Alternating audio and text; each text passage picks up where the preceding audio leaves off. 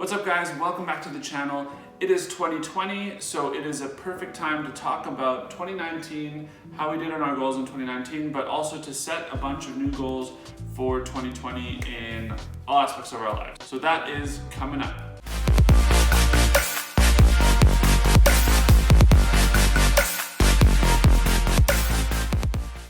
Okay, so let's talk a little bit about our goals. For those of you who don't know, this is my wife Natalie, and I thought it would be appropriate to have her on this video because we are talking about goals for both of us combined and some individually. We're also going to go over our 2019 goals, our personal finance goals, and how we did on those later in this video. But first I want to start off with just setting our 2020 goals. Let's talk a little bit about our health and lifestyle goals that we've set for 2020. Okay, so one of my goals is to go to the gym 10 times a week, plus do an additional activity on a weekend. So some of you might say, Nat, there aren't 10 days in the week. And I'll say, well people, I go to the gym 2 times a day. Once in the morning and once at lunch. Exactly. Because you're crazy. What's your goal? So I will be going to the gym as well, but I said we'll do physical activity 4 to 5 times a week. So going to the gym counts, but if we go climbing or we do snowboarding or we do something else, soccer, something else, this all counts as physical activity. So a little less of a lofty goal, but do want to stay active. So 4 to 5 times a week of physical activity. My weight goal is to maintain a weight of 137 pounds. That's like 5 pounds less than I am right now, but I've done it before and that's where I should be, but anyways, I have my own problems. And since our trip to Miami, I've managed to put on 12 pounds, so I need to lose that, so I put that on my goals for 2020.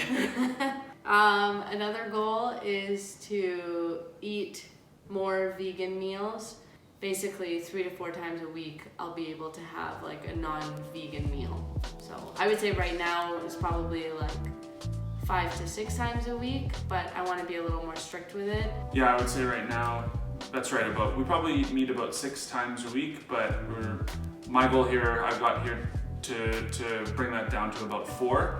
And we should probably explain, it's a little bit from just trying to improve our health, be proactive in taking care of our bodies, but also reducing our environmental footprint and kind of all the byproducts of making these choices that are all positive for everybody. So it's something that we've been working on for the last couple of years, and we've gotten to a point where we have started to just cook vegan, vegetarian at home, and this is just tweaking that, going a little bit extra for this year to challenge ourselves. So. Another one of my goals is to read more books about subjects that I don't necessarily know anything about. So I read a book this year about mountain climbing, which is not something that I knew anything about, but I just picked it up and it was pretty good and enjoyable, so I just want to do more of that. Okay, I might read that one. We can do it on the same page. Wow. Yeah, I just put to read 12 books. I kind of stick to the sort of business and leadership and self-improvement section. I'm going to try to read 1 book a month. Last year, I read for what for me was a ton of books. I think I read about 10 or 11, and previously never really read all that much on my own. I would stick to more like articles and blogs and that kind of thing, but I managed 10 or 11 books last month. We have some combined goals written down, so these are goals for both of us. We want to reduce our snoozing to only 2 times every morning. Yeah, right now it's a little out of control. It's like snoozing will be 4 or 5 times, and yeah, we have problems. Yeah, we want to use that time for actual sleep and be able to get up more quickly. Therefore, in theory, being more rested and spending less time in that in-between phase of snoozing. It's just hard. Another thing is we want to do more mountain visits in the summer, so things like hiking. We want to get our belay license for climbing, and we want to expand our winter activities. So we snowboard right now, but maybe we'll try to pick up snowshoeing a little bit, maybe do a couple hikes in the winter. We'll see. All right, so I've got some goals for this YouTube channel that I'll get into now. So last year I put together 30 videos, and and I would like to see if I can put together 50 this year. Just looking at how work is going to go this year and how busy that's going to be and how much attention that's going to need. I kind of wanted to stick to something I think I could actually do. I'm going to focus more on the minimalism aspect. I know I've kind of had that as something I talk about in the channel, but I think I focused a lot on the personal finance and money aspect.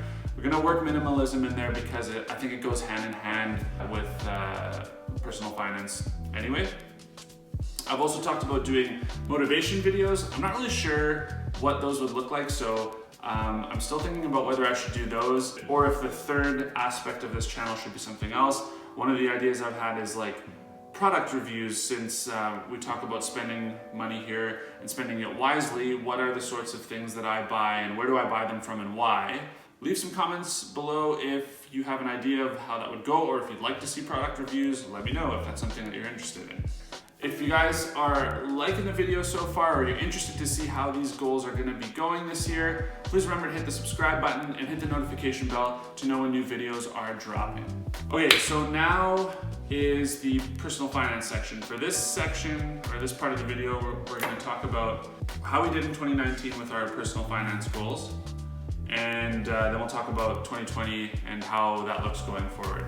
So for 2019, we cleaned up all of the random bank accounts that we had that were charging us fees and went to no fee bank accounts.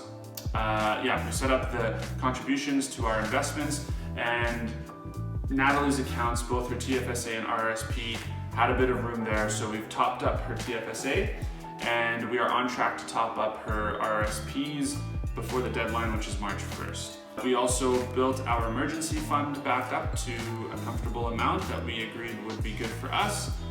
If you want to see a video on emergency funds, I made one of those. You can see this video right here. And yes, we made the big lump sum payment towards the house. So moving into 2020, now that we've got kind of the hard parts done, we've set everything up, we're basically going to just maintain doing the same thing. Continue contributing to our investment accounts and doing that on a regular basis and checking that, just making sure everything is good, rebalancing when we need.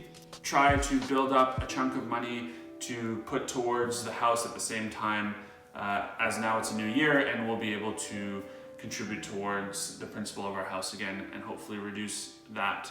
So our goal is to pay the house off by the end of our mortgage term, which isn't for 2 more years after this one. So those are our goals for 2020, our financial goals, plus some of our personal health and lifestyle goals. If you guys are interested, like I said, in following along, please sub to the channel. We will update you guys regularly so that you guys know how we're doing. Not too regularly. But not, yeah. Hope you guys liked the video. Please remember to hit the like button before you sign off. And from Natalie and myself, we hope you guys had a great holiday. You have a wonderful 2020 ahead of you. And Happy New Year. Happy New Year. Until next week, spread the wealth, and we'll see you in the next one. Bye. On our house for the year, which was good. We talked about... I'm just like fidgeting around. But the deadline for that isn't until the end of Q1 of 2020, so we haven't done that yet, but we're gonna do it. Q1 is March 30th. So what's the deadline? March 1st. Okay, start again.